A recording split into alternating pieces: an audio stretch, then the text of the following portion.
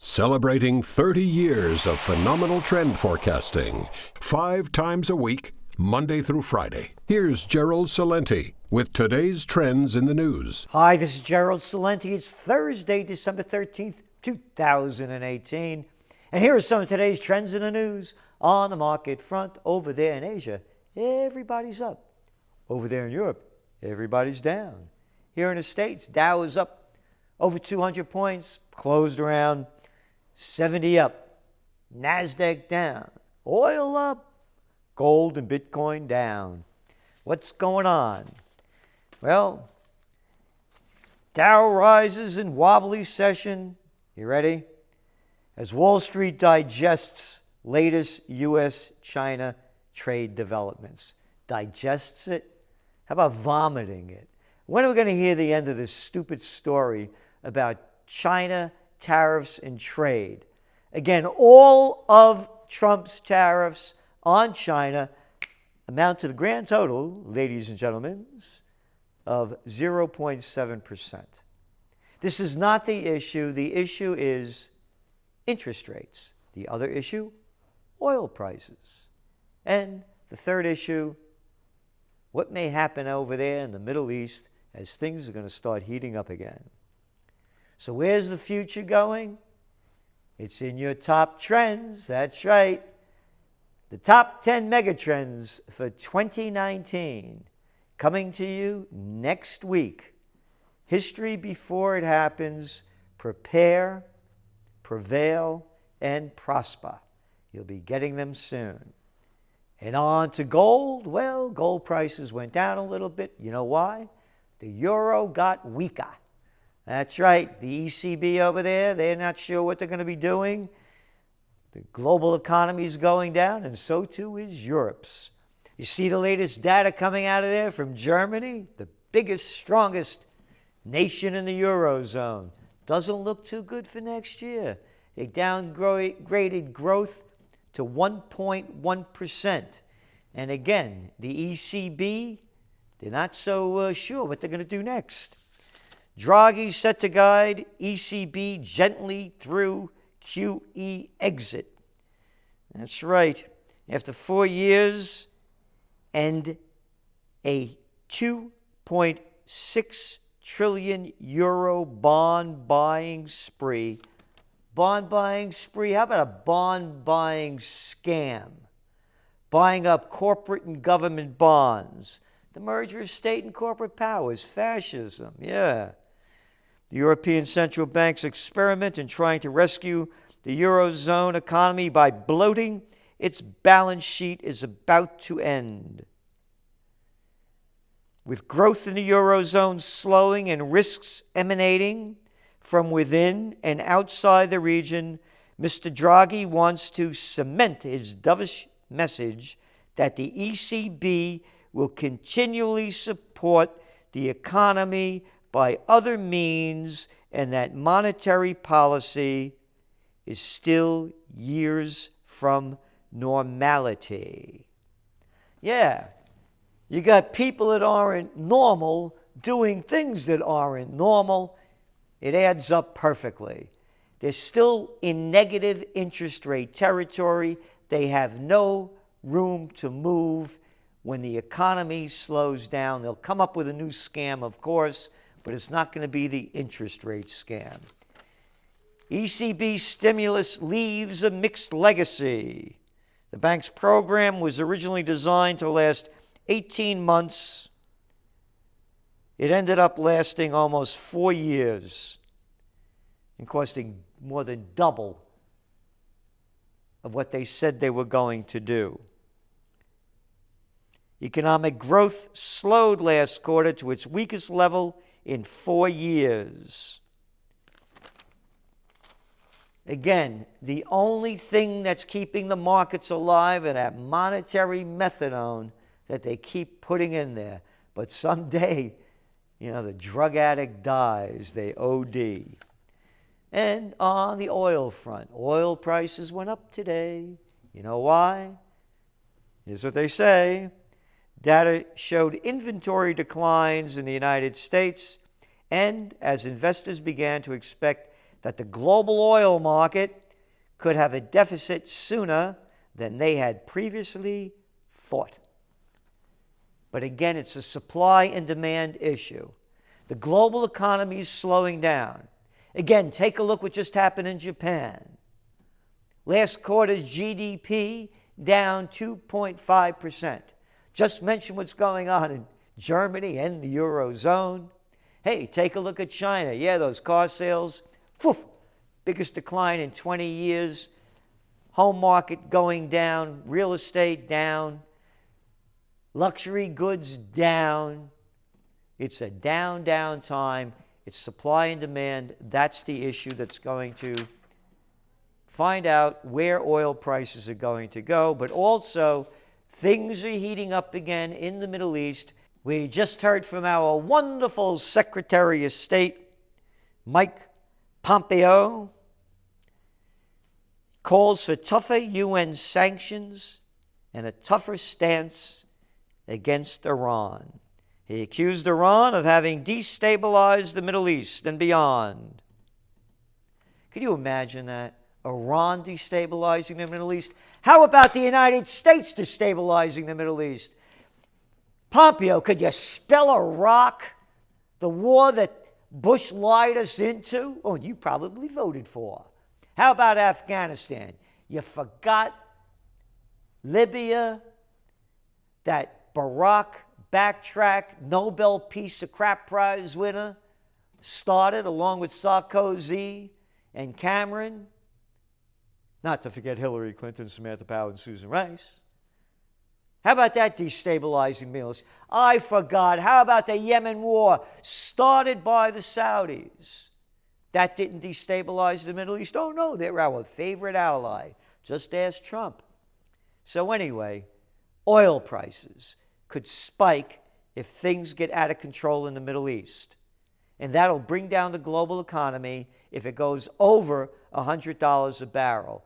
Because if they raise interest rates again, which they're going to do probably next week, that may boost the dollar up, get it stronger, and all those other currencies go lower, like that Indian rupee, which is at an all-time low and keeps going lower, and India imports 80% of its energy, and what is it called? Petrodollars. You buy it in bucks. So, talking about interest rates, U.S. home builder stocks under pressure as interest rates bite. But will they keep raising interest rates? Slowing inflation data bolster Fed's caution on rate rise. Fed fund futures are pricing in a 34% chance that the central bank does not touch interest rates next year. Oh, and the ECB over there, they're not going to touch interest rates maybe until next summer. So they're going to keep that monetary meth going.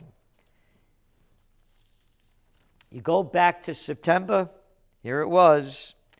The futures put the chance of central bank standing pat in December at 0. Now, and again, this is only next week, they're saying a 23% chance that the Fed won't raise rates. And moving on to some other news, McDonald's to reduce the use of antibiotics. Yep.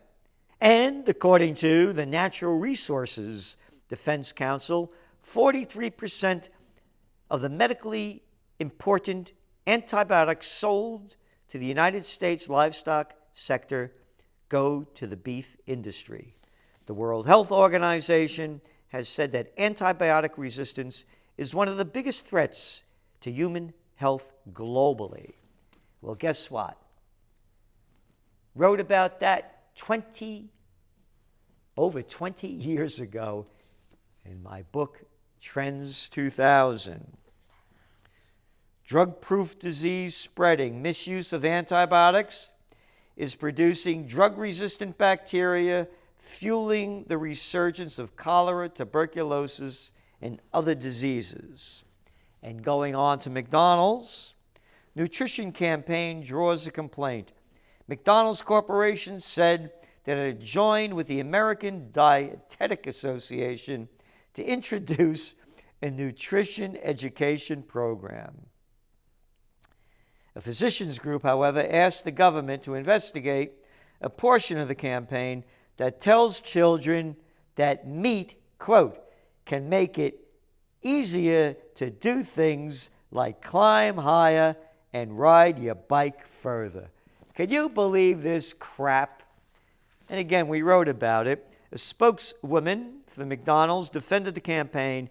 She said the company was, quote, very comfortable with our program because it was developed in conjunction with the American Dietetic Association. So there you got it. Antibiotics. People eating more and more junk food. Go and look at, next week, some of your top megatrends for 2019. One of them has a lot to do about what you're eating and what's happening, how much it's costing, and the positive trends to consider to reverse that trend and to cash in on it as an on-trendpreneur. It's ready to explode. That's right, in a lot of ways. You'll see more about it. Tabloid publishers deal in hush money inquiry adds to Trump's danger. And right over here, another photo. Michael D. Cohen joined in court by his family, was sentenced to 3 years in prison. What does all this mean? Well, check out these two links at our website. Judge Andrew Napolitano, my friend at Fox, sums it up the best way that I have heard or read yet. Totally unbiased and not Fox friendly.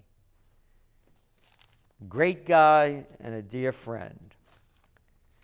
And what else do we have here? Senate votes to end U.S. support for Saudi war, bucking Trump. Just came out today. But of course, the House has to vote on it. And Trump said he will veto it. Trump also said that Saudi Arabia has been a very good ally. And at this moment, he's sticking with the Saudi Arabian crown prince. And Majority Leader Mitch McConnell said, we also want to preserve the 70-year-old partnership between the United States and Saudi Arabia. We want to ensure it continues to serve American interests. Serve American interests and start war in the Middle East. Support all those ISIS's and other radical Islamists like you did in Libya to overthrow Gaddafi, huh?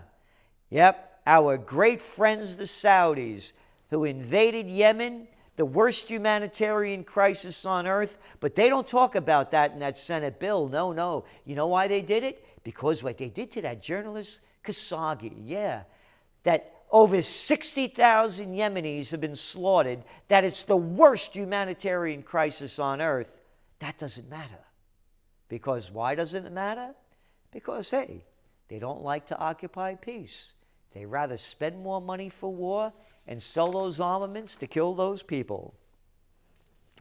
And speaking of which, Turkey risks U.S. clash over Kurdish militants in Syria. Turkey's preparing a military operation in Syria to flush out Kurdish militants fighting ISIS alongside U.S. units. Neither of these two countries should be in there.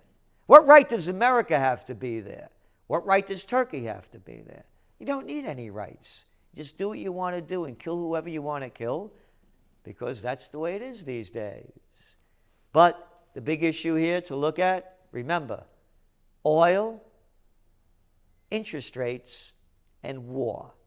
That is what's going to drive the markets in 2019, as well as economies. And more about it in your upcoming top 10 megatrends for 2019. This is Gerald Celente, and that's some of today's trends in the news.